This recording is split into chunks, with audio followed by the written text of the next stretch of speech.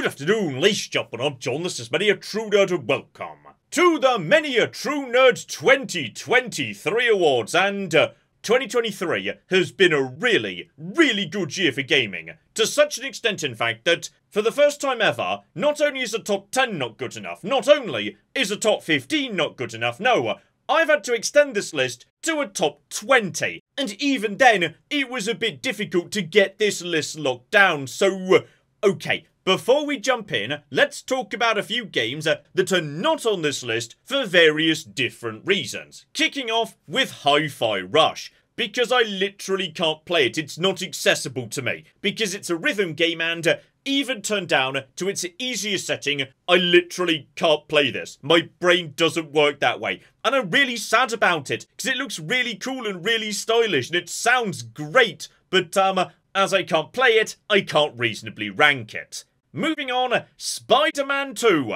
which I've simply not played. Would you believe I actually don't own a PS5? Like, I'll get one next year, or it'll come to PC. But don't consider it not being on this list as, like, you know, a snub or something. I literally didn't have the means to play it this year, that's all. And finally, this year's caused me to have to do some thinking about, you know, the criteria for being on a Game of the Year list for 2023. In particular, I'm talking about the field of remasters, because, okay, in this world, we have got remakes, and then we have got remasters. But then we reach what I consider to be a different class of games, which is not really so much a remake or a remaster, as a re-release. Basically, the original game just being made available on a modern generation console. And in that case, I feel like it's a bit unfair to say that could be, you know, included in a Game of the Year list for 2023, given it's not really a game from 2023. So as a result of that, I've decided to exclude from this list Metroid Prime Remastered and Advance Wars Reboot Camp, because Advance Wars 2 and Metroid Prime are some of my favourite games of all time. So it kind of feels a bit unfair to include them when basically all they've done is re-release them for the Switch. So as a result, those two games are not allowed to come and play because I feel like they kind of mess up the grading curve a bit. So those are the games that aren't on the list. Let's jump into the games that are. Kicking off, as I say, with number 20, and that goes to Lords of the Fallen. And I'm going to be honest, we're starting off with a game that, you know, arguably is here for the most boring reason of every game on this list. Lords of the Fallen is just a fantastic example of taking an idea and executing it really, really solidly. They wanted to make a Souls-like, they made a really solid one. Nothing too surprising about it really, everything just feels really damn nice. The levels are interesting to explore, the weapons feel good, it's difficult but it never really felt unfair to me, and crucially, the bosses are really bloody good. The first time you fight them, they will absolutely tear you to shreds. But after a few fights, you start to notice the patterns. They're not too difficult to learn, so what felt like an insurmountable barrier just half an hour ago, all of a sudden feels like something you can deal with. And most importantly, one of the stats you can upgrade is just called Pyro, and it makes you better at being a living flamethrower. Honestly, that's enough to get a round of applause from me. Number 19, You Will Die Here Tonight. A love letter to Resident Evil, exploring a mansion with all sorts of bananas logic to get past the various weird and inventive locks, blended with a bit of arcade shooting, but that's just scratching the surface of the weirdness that You Will Die Here Tonight represents, because it's also a permadeath survival game and a time loop game. Now, you might be thinking, hang on John, aren't those mutually exclusive? Like, if it was permadeath, then it couldn't be time loop, because time loop would let you undo permadeath, and yes, that's true. It's very difficult to explain You'll Die Here Tonight. It's weird, it's original, I've never played anything else quite like it, and it would be further up this list if it wasn't for a completely stupid final boss that absolutely soured me on the very end of the game. But beyond that, it's a really interesting, weird experience that if you didn't see my videos or live stream, you should definitely give a look-see to.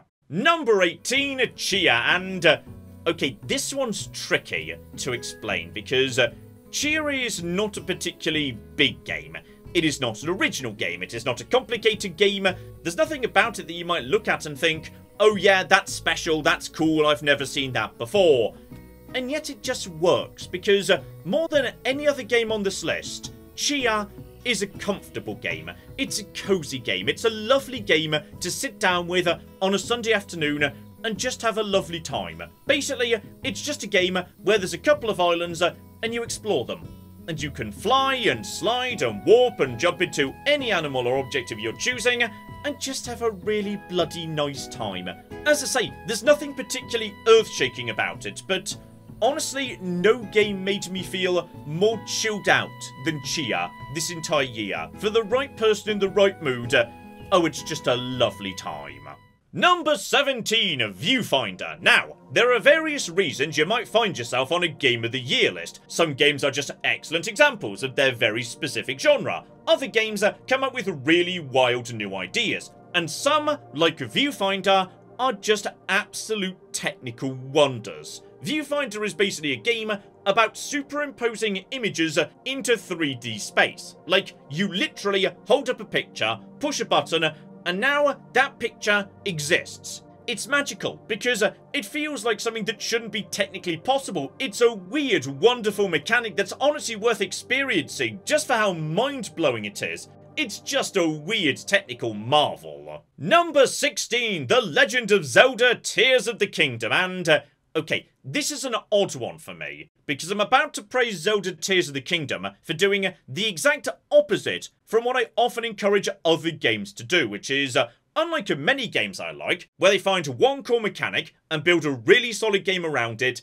Zelda Tears of the Kingdom, for me, works because it does precisely the opposite. There is just so much stuff in this game. Find two random bits of trash on the ground, blend them together, maybe you'll discover a brand new weapon with an effect you've not seen before. Find random bits of food, cook it up into a meal. One moment, you're building a boat that's also on monorail. The next moment, you've just discovered there is a giant pitch black cave underneath the world. One moment you're exploring a gigantic floating island, the next, trying to figure out a very specific physics problem. There's just so much here, and I can't help but find it deeply compelling that you can just walk in any direction of your choosing and stumble across something so radically different to what you were doing just minutes before. There's just so cooking much in this game, it's delightful. Number 15, and okay, this is, yes, I suspect going to be the first controversial one, together with one of the most difficult placements I had to make on this list this year. Alan Wake 2. I really struggle with figuring out Alan Wake 2 because, okay, my journey with it goes roughly as follows. I think if we were just judging games on, like, you know, their first chapter, Alan Wake would be my top game of the year. It's such a damn strong opening, and I really enjoy Saga's half of the story, where you're playing as a magical detective who goes around crime scenes, explores, finds clues, makes connections between them, slowly pieces a mystery together. That I really like. But I struggle with the game a bit because it's actually a game very literally of two halves. You also have to go and play as Alan Wake, who plays in a nightmare world where there's a lot more combat going on, and on top of that the puzzles are a lot more abstract, and I just didn't enjoy the Alan Wake sections anywhere near as much as Saga's, so yes, it's a weird one for me. Still a really solid game, but definitely one with enough frustrations, I probably wouldn't put it higher than this in my Games of the Year list. Number 14, System Shock. Now this is how you do a bloody remaster. Alright, taking the original from 1994 and bringing it forward to 2023. Updating a whole bunch of mechanics, for example, you know, taking stuff out of System Shock 2 and making a few other modern improvements to the mechanics as well, but what's perhaps most shocking about System Shock is loads of this game didn't need to be updated. This is a game from 1994 and you can play it with only a bit of polish in 2023 and it's still a really bloody good time. Like, this is a game that was originally literally decades ahead of its time, and that alone deserves credits. Number 13, Chance of Sonar, and okay, I like this game purely because it does something really, really different. Like, you know, we live in a gaming industry where you can't go 5 cocking feet without tripping over a roguelike or an open world shooter with crafting elements. Alright, so there are some things that we just get given over and over and over again. And that makes the really unique game stand out to me all the more. And Chance of Sonar is ultimately a comparative linguistics map, where what you're doing is attempting to translate multiple languages in order to facilitate communications between various people inside a different city who don't speak each other's languages, so you need to learn all of them to functionally act as a translator, and that's just so wonderful. Like, that is a wonderful, wonderful concept for a game. And mostly, it works really well. And the main reason it works really well is because it actually takes a realistic approach to learning a language. You basically pick up vocabulary using context clues and by comparing different sentences together to try and figure out what the missing words mean. Meaning, every single sentence you translate ultimately comes down to solving a tiny linguistic puzzle, and oh, that's just wonderful. Number 12, Dredge, and okay, we're back on the games that are all about unique ideas and awesome atmosphere, because Dredge is a fishing horror game. Now that alone is enough to get my attention, alright? Fishing and horror, fantastic blend, but as I say, it's all about the atmosphere. You're just sailing around in a tiny boat on an ocean where everything seems just a tiny bit off. Something is clearly not quite right with these islands and the people that live on them. But what really makes it work is the day-night cycle, because, okay, during the day, things can be, on occasion, a bit weird, but when it becomes night, let's just say you don't want to be out at night. Things get uncomfortably strange very quickly when it's dark, and all of a sudden, the ocean itself starts trying to ambush you.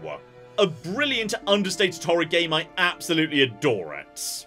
Number 11, Shadows of Doubt, and what I love about this detective game is it's actually a game that delivers what it promises. Like, how many times in a video game have you been told, hey, here's a big city, you can go and explore it freely? And what the game means by that is, you can explore these 6 buildings, these 8 houses, and any building we decide to open up for a specific mission, and the rest of it's functionally just for show. Well, not Shadows of Doubt. When Shadows of Doubt says, here's a city, it cocking means it. You can go into any building of your choosing, any floor of your choosing, in that building, and any room of your choosing on any of those floors.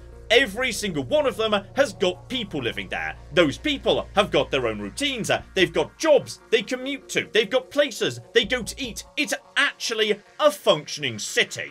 Now that would be brilliant enough just by itself, just as, you know, a life sim. But then we've got, you know, the detective bit of the story, where any single person can be killed by any single other person. Crimes are just committed as you play and move around the city, and then it becomes one of the best detective games I've ever played, where you're not just going to find the answer by reading a note that someone left pinned to the fridge. Instead, you need to start piecing information together. Who the victim's been in contact with, how do you break into their computer, anything suspicious going on inside their apartment. You genuinely need to solve the crime. I remember one case I played through, for example, one crucial bit of evidence was the victim's shoe size. So, okay, just in general, a brilliant detective game. Only as low down the list as it is, because right now, the crimes do get a bit samey. Once it gets a bit more complicated, the crimes get a bit more varied and motives become more of a thing. Oh, this is gonna be something special in the future.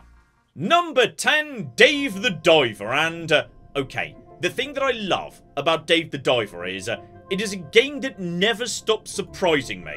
Every time I think I've got to grips with what Dave the Diver is, it tosses something new at me. I think it's a game about diving, but no, it's also a game about managing a sushi restaurant. So, okay, it's a game about, you know, getting the fish to maintain the sushi restaurant. No, it's also a game about discovering a secret ancient civilization underwater. So, okay, we'll go underwater and meet the civilization, so it's something to do with the ancient civilization. No, it's also a game about maintaining a fish farm that's around the back of your sushi restaurant now. And that's a completely different mechanic too, just every time you think you've got your head around what Dave the Diver is, it delights you with something new.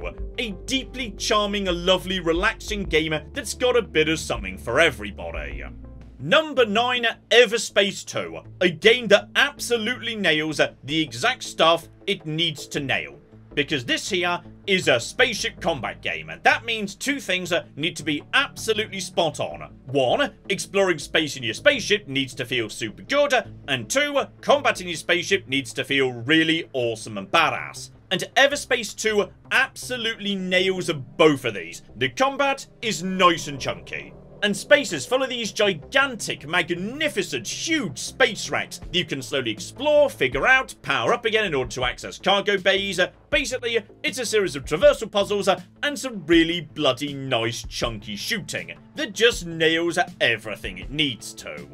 Number 8, My Friendly Neighborhood, and it's so easy to look at My Friendly Neighborhood, a horror game filled with friendly looking puppets that are trying to kill you, and assuming it's just going to be jump scare YouTube bait, and this game is actually so much more than that. That impression is entirely a piece of misdirection. Instead, gameplay-wise, it's a really solid Resident Evil 4 style action adventure, and narratively, it's actually a very sweet story about making friends with the puppets. It's genuinely a game about friendship.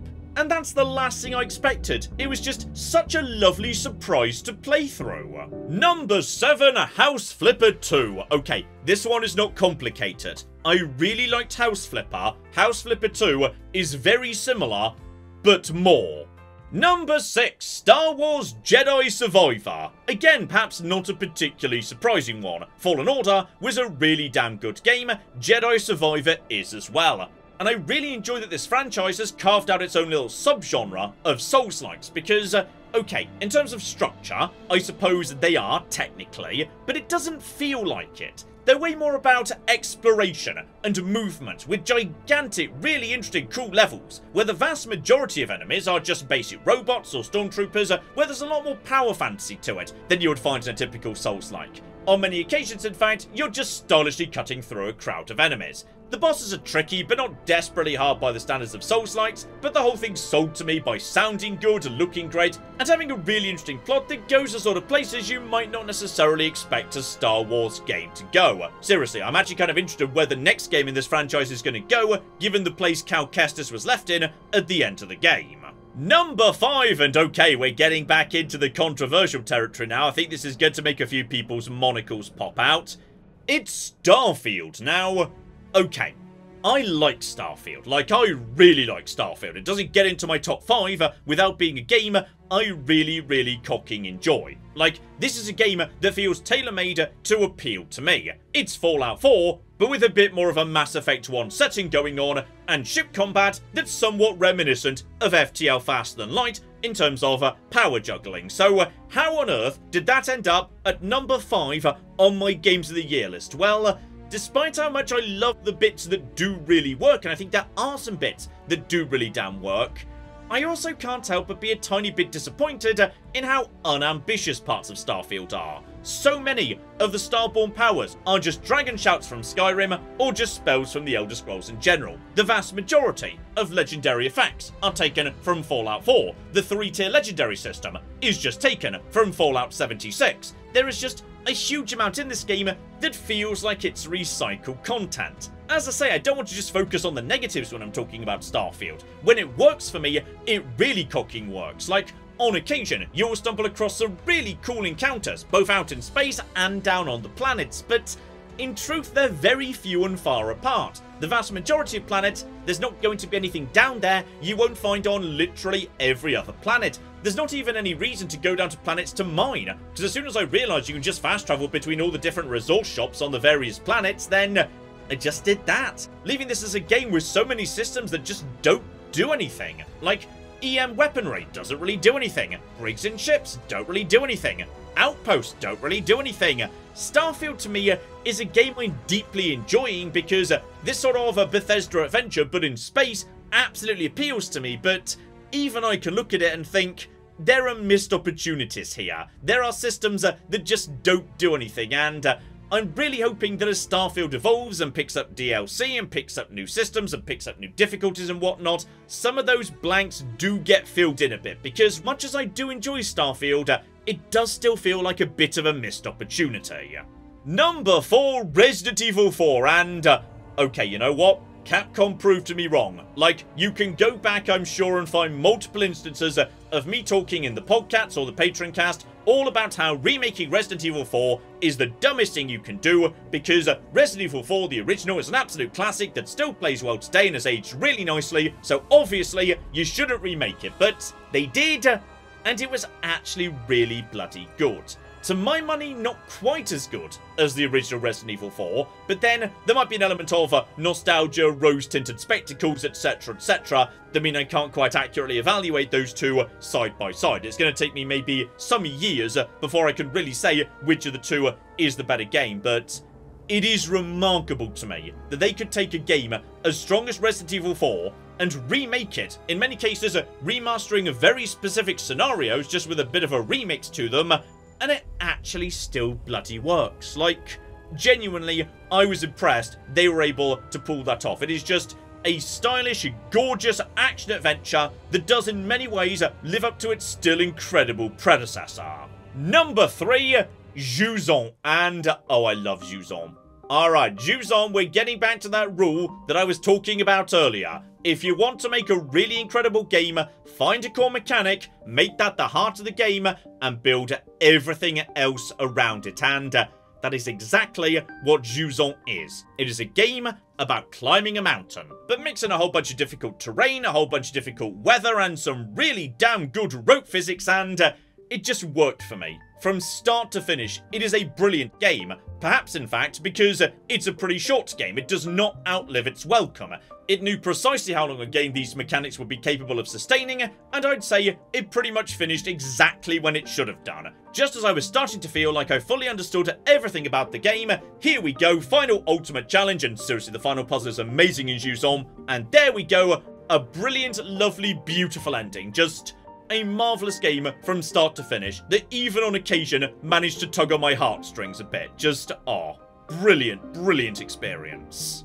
Number 2, RoboCop Rogue City. Yes, it is. You're all wrong. This deserves to be number 2. I do not know why this game has not got more love than it has. This game is one of the best straight-up shooters I have ever played. It is fantastic, because the key to a good shooter is the guns have got to feel good, because that's how you interact with the world in a shooter.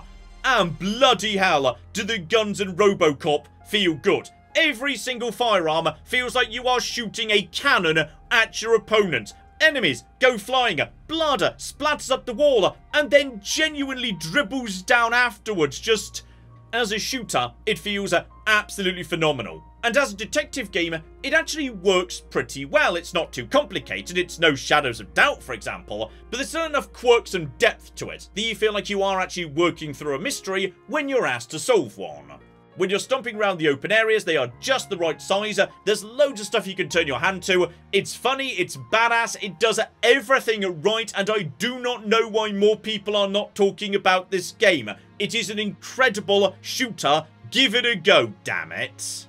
And finally, number 1, my game of the year 2023 is Boulders Gate 3. And okay, this was close. This was very, very close indeed. I have talked previously about how Boulders Gate 3 spent a lot of time and not quite clicking for me. Like, I admired it, I respected it, but I couldn't get into it. So when I first wrote this list, Boulders Gate 3 was a lot further down. Until I think this was some point during November, I sat down to just give a go to a different character. I thought, you know what, I'll try a couple of characters just going through the tutorial prologue bit.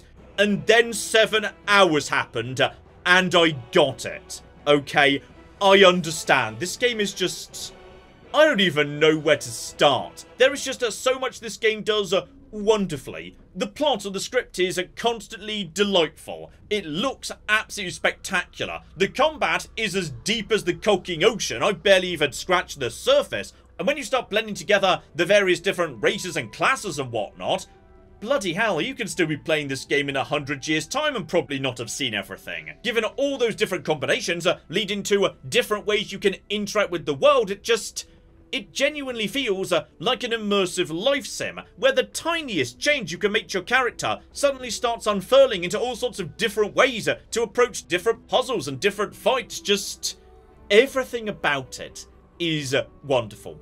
The moment this game clicked in my mind that afternoon, there was no other game that could be number 1 other than that. Like, this was not even close. Boulders Gate 3 to my mind is far ahead of anything else on this list, and it deserves to be. So there we go, that's the Many a True Nerd Game Awards 2023. Welcome back, by the way. We're back after our Christmas break, as you've probably noticed if you're watching this video, and as we approach 2024, honestly, the main thing I'm thinking is, can next year possibly be as good as this one? Like, you know, is next year going to be good enough? I've got to keep it as a 20, or are we going to shrink back down to a 15 or a 10? I don't know, but oh bloody hell. If 2024 could be as good as 2023, we are in for a treat, and hopefully you're all looking forward to joining me on that journey as well. But in the meantime, I've been John, this has been Many a True Nerd, and this has been the Many a True Nerd 2023 Game Awards. Thank you very much, and goodbye. Claire, show off what the button packaging does.